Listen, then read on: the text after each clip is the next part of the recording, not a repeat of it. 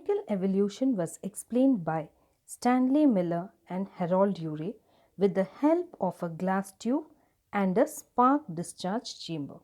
It was a very unique kind of chamber which could boil the water to at around 800 degrees centigrade, and then when the steam was passed along with 2:1:2 ratio of methane, ammonia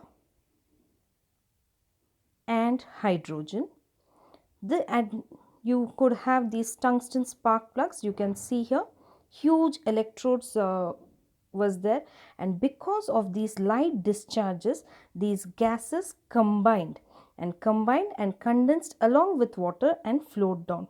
When this flowing was happening and they collected and chemically analyzed, they found that there were amino acids, sugar and fat in these condensed water.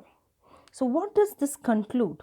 In the early atmosphere, it must have so happened that due to lightning and discharges, these chemicals such as methane, ammonia and hydrogen might have mixed and formed these very basic and elemental forms or the molecular forms of amino acid, sugar and fat.